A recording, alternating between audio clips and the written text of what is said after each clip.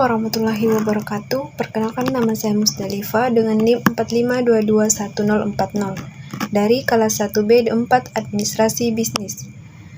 Jadi pada kesempatan kali ini saya akan membahas mengenai inflasi dalam rangkaian memenuhi UAS mata kuliah pengantar ilmu ekonomi. Adapun pokok bahasannya yang akan saya bahas, yang pertama itu pengertian inflasi, yang kedua jenis-jenis inflasi, yang ketiga penyebab inflasi, yang keempat teori-teori inflasi, yang kelima yaitu mengukur tingkat inflasi, yang terakhir atau yang keenam yaitu dampak dan cara mengatasi inflasi. Pokok bahasan yang pertama itu pengertian inflasi. Apa itu inflasi? Jadi inflasi itu adalah proses meningkatnya harga-harga secara umum dan terus-menerus dalam jangka waktu yang lama. Nah, jadi perlu kita garis bawahi bahwa kata kunci dari inflasi itu adalah kenaikan harga. Tetapi kenaikan harga ini secara umum, bukan hanya 1-2 jenis barang saja. Pada umumnya, barang itu mengalami kenaikan dan juga secara terus-menerus dalam jangka waktu yang lama. Itu baru dikatakan dengan inflasi. Selanjutnya, pokok bahasan yang kedua, yaitu jenis-jenis inflasi. Yang pertama itu jenis-jenis inflasi berdasarkan tingkat keparahannya. Menurut tingkat keparahannya ada 4. Yang pertama ada inflasi ringan. Kalau dikatakan inflasi ringan, apabila nanti tingkat inflasinya yaitu kurang dari 10% per tahun. Tetapi kalau inflasi sedang itu apabila nanti tingkat inflasinya 10% sampai 30% setahun. Sementara inflasi berat dikatakan inflasi berat apabila nanti sudah mencapai tingkat inflasi 30 sampai 100% per tahun. Nah, di antaranya ini jika lebih dari 100%, maka dikatakan itu inflasi sangat besar atau hyperinflation. Yang kedua, jenis-jenis inflasi berdasarkan sumbernya. Nah, berdasarkan sumbernya, inflasi terbagi menjadi 2, yaitu yang pertama, inflasi berasal dari dalam negeri. Jadi, inflasi yang berasal dari dalam negeri, contohnya karena adanya defisit anggaran, dan bisa juga disebabkan bencana. Kemudian yang kedua, inflasi yang berasal dari luar negeri. Misalnya, kenaikan harga minyak dunia. Kita tahu bahwa minyak ini merupakan kebutuhan dasar daripada setiap negara di dunia. Jadi, jika minyak mengalami kenaikan, tentu semua barang itu akan mengalami kenaikan. Kenapa? Karena semua barang itu diangkut oleh transportasi, yang mana transportasi pasti membutuhkan minyak. Nah, selain itu, karena kenaikan biaya produksi. Karena kenaikan biaya produksi di luar negeri dan tarif impornya yang tinggi, itu juga bisa menyebabkan kenaikan harga barang di dalam negeri. Kemudian pokok bahasan yang ketiga yaitu penyebab terjadinya inflasi.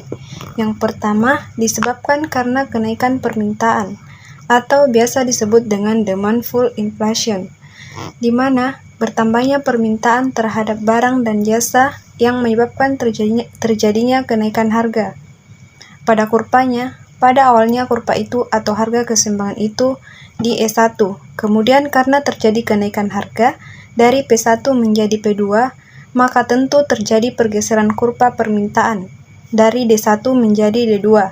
Maka terbentuklah namanya E2 atau harga keseimbangan yang kedua.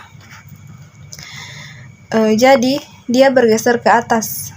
Nah, itulah kalau disebabkan kenaikan permintaan atau demandful inflation. Yang kedua yaitu disebabkan karena biaya produksi atau biasa juga disebut cost push inflation. Ini disebabkan kenaikan biaya-biaya produksi, yaitu bahan baku dan upah atau gaji. Dalam kurvanya, tentu yang dipengaruhi adalah kurva penawaran. Jadi kurva penawaran juga terjadi pergeseran harga keseimbangan 1 menjadi harga keseimbangan yang kedua, karena terjadi perubahan harga dari P1 menjadi P2. Selanjutnya, pokok bahasan yang keempat, yaitu teori-teori inflasi.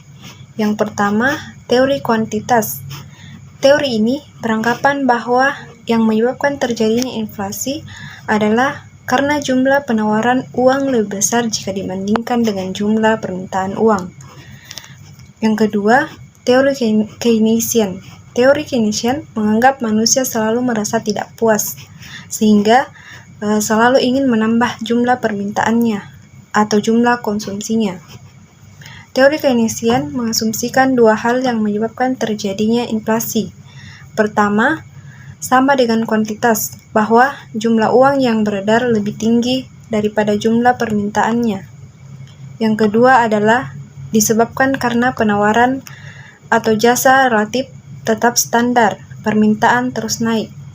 Jadi, kenaikan jumlah permintaan inilah yang menyebabkan terjadinya inflasi. Yang ketiga, teori struktural. Teori struktural memiliki pendapatan yang hampir sama dengan teori kuantitas dan Keynesian. Perbedaannya berada pada titik tolak penyebab kondisi tersebut terjadi. Kemudian, pokok bahasan yang kelima, yaitu menghitung tingkat inflasi. Bagaimana cara menghitung laju inflasi?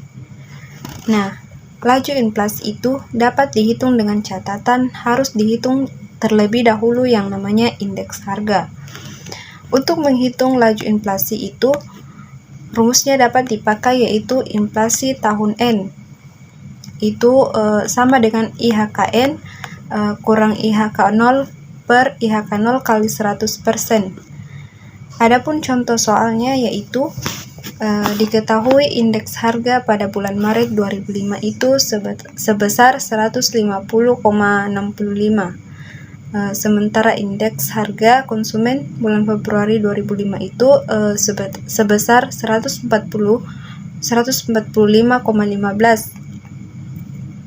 Pertanyaannya, laju inflasi bulan Maret 2005 berapa? Inflasi yang ditanyakan itu adalah bulan Maret. Jadi kita tinggal masukkan sesuai dengan rumus, yaitu 150,65 dikurang 145,15 per 145,15 dikali 100%. Maka hasilnya adalah 3,79%. Jadi dapatlah angka bahwa laju inflasi pada bulan Maret itu sebesar 3,79%. Nah, kalau kita masukkan kategori tadi, berdasarkan tingkat keparahannya, maka inflasi ini dalam kasus ini termasuk inflasi ringan. Pokok bahasan yang keenam, itu dampak pentingnya inflasi. 1. Dampak inflasi terhadap pendapatan. Di saat inflasi terjadi, akan ada sebagian orang yang terkena dampak baik dan dampak buruk dalam hal pendapatannya. 2. Dampak inflasi terhadap ekspor. Dampak yang kurang menguntungkan akan dirasakan oleh para penggiat ekspor, karena biaya ekspor akan melambung tinggi saat terjadinya inflasi.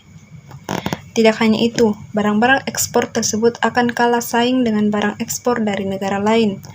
Akibatnya, turunlah pendapatan devisa dari hasil ekspor. 3. Dampak inflasi pada minat menabung. Saat terjadinya inflasi, minat seorang untuk menabung menjadi berkurang, karena bunga yang didapatkan akan menjadi lebih kecil, sementara mereka harus tetap membayar uang administrasi tabungannya. 4. Dampak inflasi terhadap harga kebutuhan bahan baku.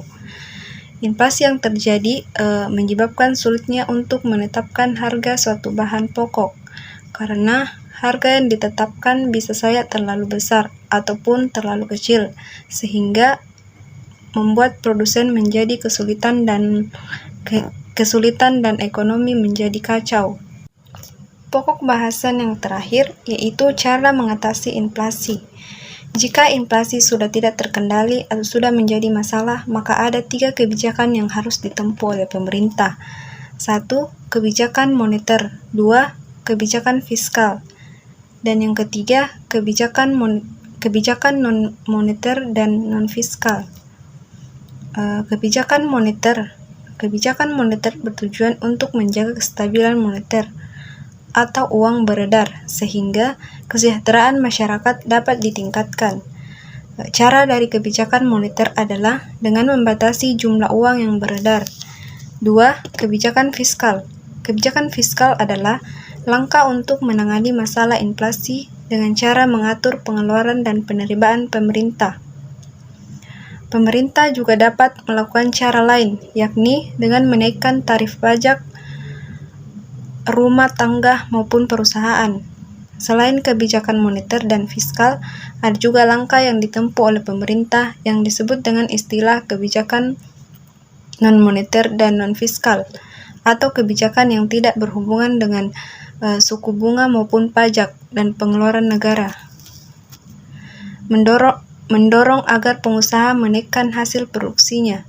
Jadi, dengan mendorong pengusaha menaikkan produksinya, maka jumlah ketersediaan barang akan semakin banyak di pasar, sehingga harganya akan kembali normal.